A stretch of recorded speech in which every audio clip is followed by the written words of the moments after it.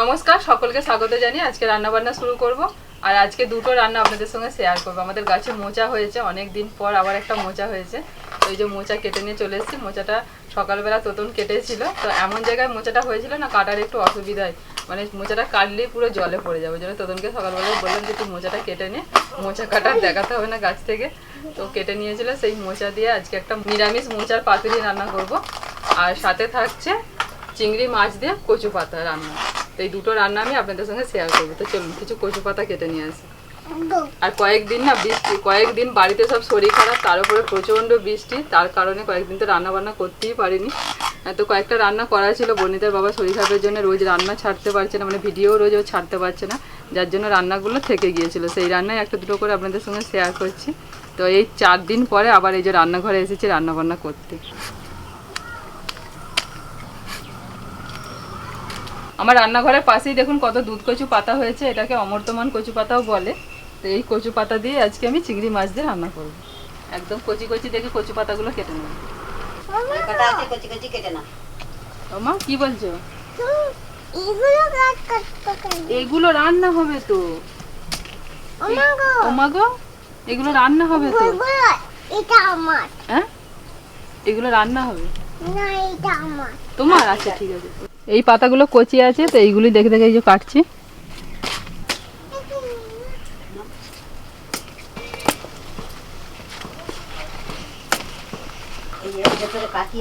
এই যে শক্ত সিটটা রয়েছে পাতার, এটাকে ফেলে দেব। তো আমি এই অমর্তমান কচু পাতা দিয়ে আজকে রান্নাটা করছি। তো আপনারা যে কচু শাক আমরা খাই, ওই কচু পাতা দিয়েও রান্নাটা করতে পারেন। তবে এই কচু পাতাটা না, যে কুটকুটে ভাবটা, সেটা কিন্তু এর মধ্যে একদম নেই, আর ওইগুলোর মধ্যে অল্প থাকে। পিসিমা, এই আগের বছরে আপনি এইগুলো পোস্ত রান্না করেছিলেন এই অমর্তমান কচু পাতা দিয়ে, কি দারুণ, কি দারুণ খেতে হয়েছিল, ওল কোড়ার মতো। হ্যাঁ, আপনি পোস্তটা করেছিলেন কচি কচি পাতাগুলো দিয়ে, দারুণ খেতে হয়েছিল। পিসি দারুণ খেতে। হ্যাঁ, বুঝলো, পিসি দিদা থেকে পিসি বানিয়ে নিয়ে পিসি।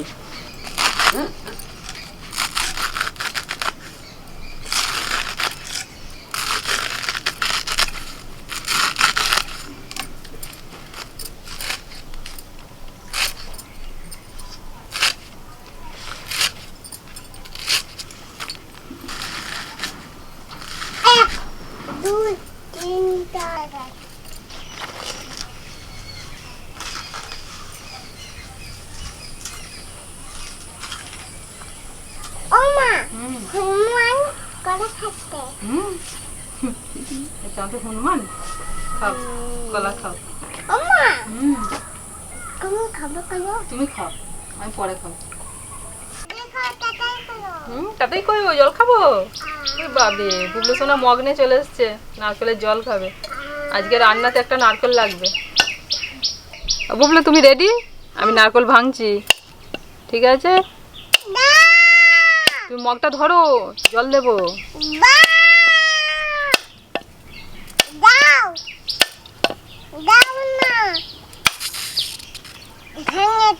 দাও দাও দাও, মগটা দাও, মগটা দাও।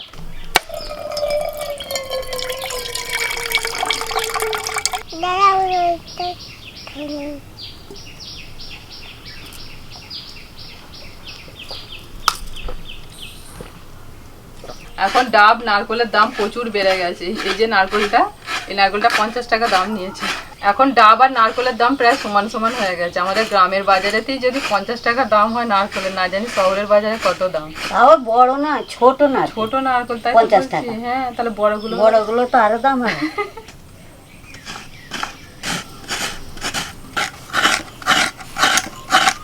সাদা সরষে, কালো সরষে আর পোস্ত একসাথে বেটে নিচ্ছি। তিনটেই আমি সমান সমান নিয়েছি।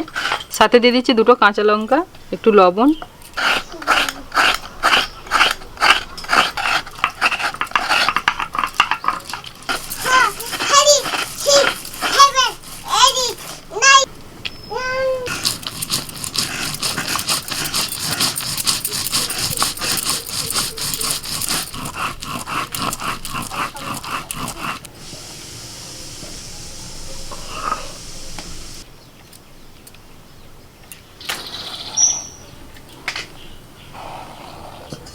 কড়ার মধ্যে একটু তেল মাখিয়ে নিয়েছি, এবার দিয়ে দিচ্ছি জল। মোচাটা কেটে হলুদ জলের মধ্যে দেওয়া হয়েছিল যাতে কালো না হয়ে যায়। এবার এখান থেকে ছেঁকে আমি দিয়ে দিচ্ছি কড়ার মধ্যে।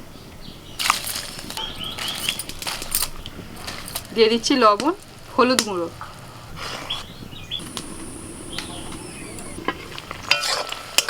প্রথমে কড়াটা একটু তেল মাখিয়ে নিয়েছিলাম, তার কারণ হচ্ছে এই কড়ার গায়েতে এই মোচার আটাটা যাতে লেগে না যায়, কড়ার ভিতরটা যাতে কালো না হয়ে যায়।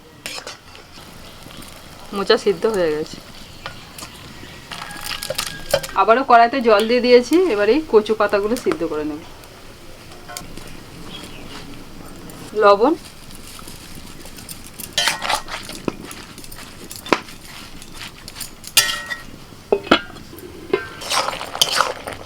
কচু পাতাটা দেখুন একদম সিদ্ধ হয়ে কমে গেছে।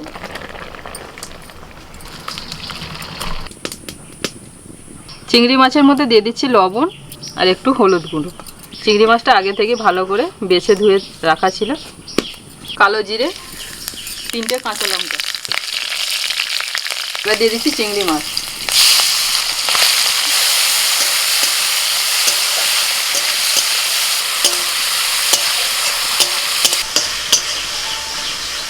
তেলের মধ্যে চিংড়ি মাছটাকে 2-4 মিনিট মতো ভেজে নিয়েছি। সিদ্ধ করা কচু শাকের জলটাকে একদম চেপে সব বের করে দিয়েছি। এবার শাকটা দিয়ে দিচ্ছি।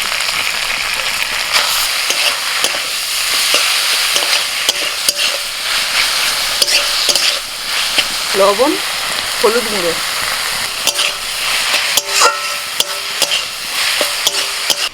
কচু পাতাটা চিংড়ি মাছের সাথে 2 মিনিট নাড়াচাড়া করে নিয়ে এবার আমি দিয়ে দেবো সর্ষে পোস্ত বাটা।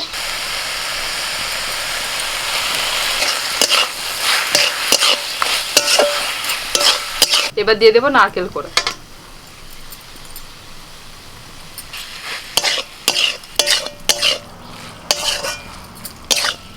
দিচ্ছি একটু চিনি।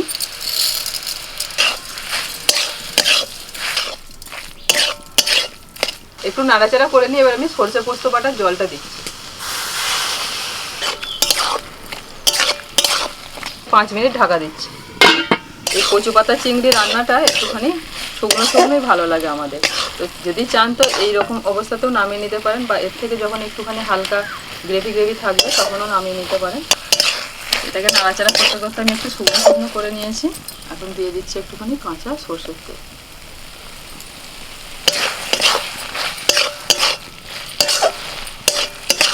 রেডি হয়ে গেল আমাদের কচু পাতা চিংড়ি। এবার নামিয়ে নিচ্ছি।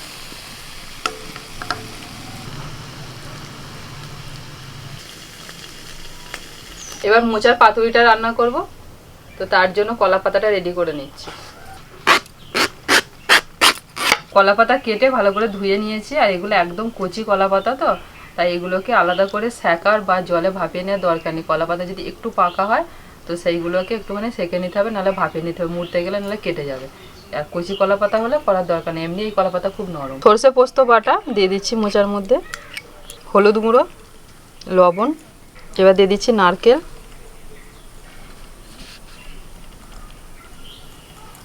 চিনি, একটু সরষের তেল।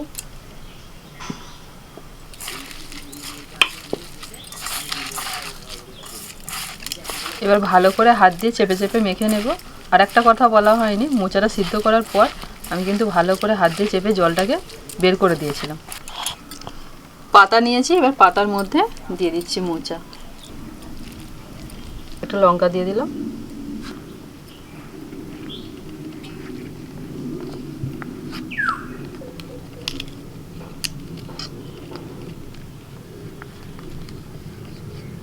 এইভাবে মুড়ে এবার বেঁধে নেব।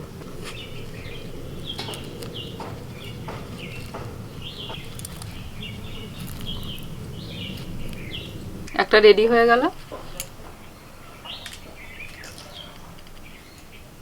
বাঁধার জন্য সুতোর জায়গায় আমি এখানে কলা ছোট ব্যবহার করেছি, কিছু কাঁচা কলা ছোট আর কিছু শুকনো কলা ছোট দিয়ে বেঁধে নিয়েছি। সবগুলো রেডি হয়ে গেছে, মোট 6টা হয়েছে। কড়াইতে অল্প সরষের তেল দিয়ে দিচ্ছি।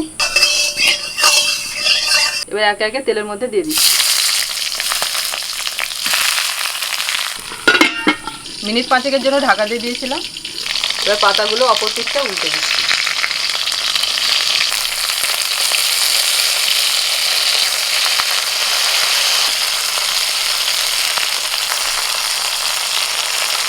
এক পিঠ উল্টে দিয়েছিলাম, আবার আরেক পিঠ উল্টে দিয়েছি। তো এইভাবে উল্টে পাল্টে আমি এটাকে ভেজে নেবো।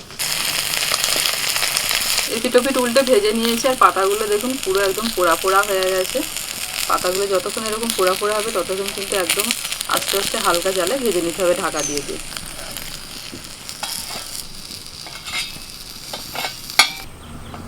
পিসিমা, মোচার পাতুরি।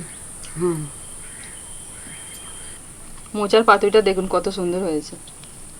এই পিঠটা কত সুন্দর হয়ে গেছে। আপনি আমাকে অমর্তমান কচু পাতার পোস্ত খাইয়েছিলেন, আর আমি আপনাকে কচু পাতা চিংড়ি খাওয়ালাম। কেমন হয়েছে বলুন?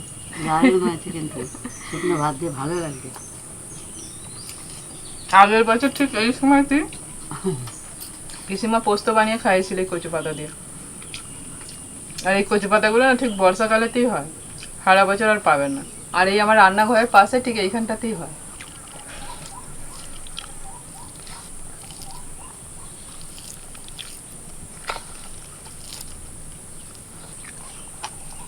শুকনো শুকনো ভাতে যা লাগছে না খেতে, যদি শুধু এদিকেই ভাত খাওয়া হয়ে যাবে, তাহলে অন্যটা কি করে খাবো?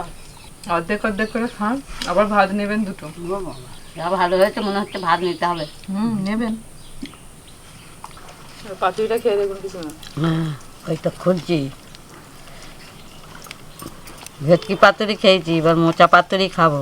আজকে দুটো রান্নাই একদম ঝরঝরে শুকনো ভাত দিয়ে খেতে হবে, আর ভাতটা যেন গরম থাকে, তবে দারুণ লাগবে খেতে। এরকম রান্না হলে ঝোল ঝাল কিছু লাগবে না, ওই তো ডাল ফাল নিয়ে এসে পড়েই রইল, খাওয়া আর হলো না।